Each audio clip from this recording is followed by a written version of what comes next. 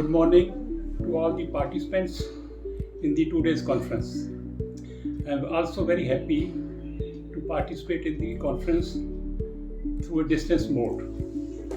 And I wish best of luck to all the participants who are participating in the conference.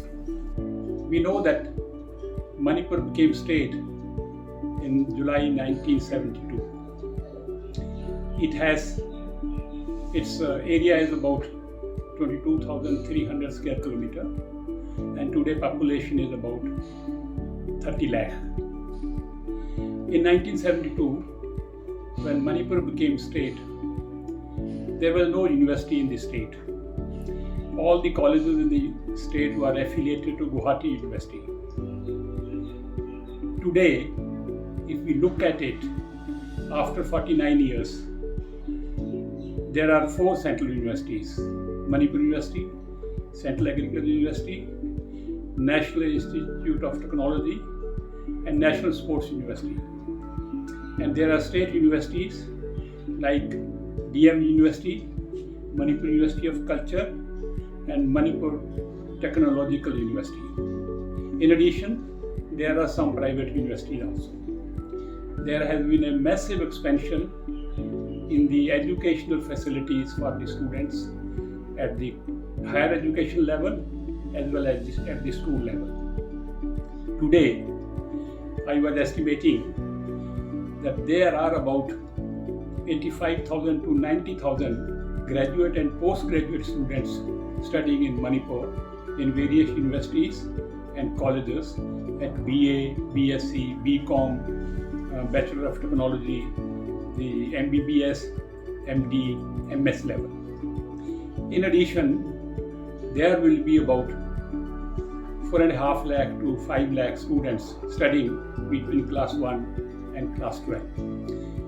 Overall, we will be having about 5.5 lakh to 6 lakh students in Manipur studying in various schools, government schools, private schools, central universities, state universities, and private universities.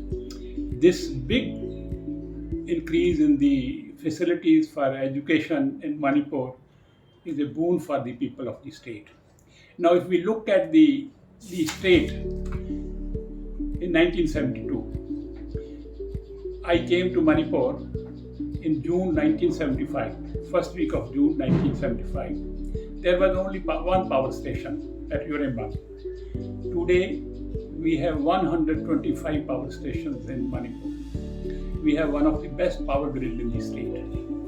The road network is excellent, and most of the people in those days used to go by road and then catch a train from Dimapur. The aeroplane flights came later on. Today, we have international airport, and we have flights going to all over the country like Bombay, Bangalore, Hyderabad, Delhi. So there is a big improvement in the infrastructure facilities in the state. Now look at the resource of Manipur. In addition to being best state for climate and weather, the human resource of the state is one of the best in India. I am looking at 3 angles when I say the best. First, art and culture. In art and culture, the people of Manipur are famous not only in India, but outside India also. All the dancers have been documented and exhibited and praised all over the world. Second, sports. The boys and girls of Manipur have won laurels not only for the state, but for the country at the national level and the international level. The dedication with which the boys and girls participate in sports and participate in art and culture is one of the best things which I have seen only in Manipur. Thirdly, as for education, unlike land, like we have a land, we can't expand. Whatever land boundaries are there will stay there.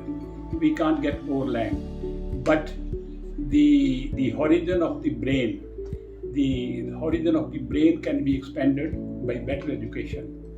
The human capital in Manipur is one of the best assets which can help in development of the state and bringing prosperity to state. Now this can be done by better education at school level, at college level, at the university level. Now the new systems of education, delivery, the methods are coming. Recently we have seen during the pandemic, there were a lot of issues about internet connectivity, the access of education to remote areas, rural areas. Now the digitization and the availability of education through online, one of the best things which can happen in Manipur, which will help the people of rural areas and hill areas in removing the digital divide. I am sure the initiative which is being taken by ADNEET with the help of local schools and colleges will go a long way in improving the delivery of education, making the education delivery better and making the results better. And I am sure in the 2 days conference we'll discuss all these issues and all the participants will benefit from it, and in the end this will help in improving the delivery of education in Manipur, so that the human capital, the human resource capital of the state increases tremendously. My best wishes to ADNEET team, to all the participants, and to all those who are listening to today's conference. Thank you very much.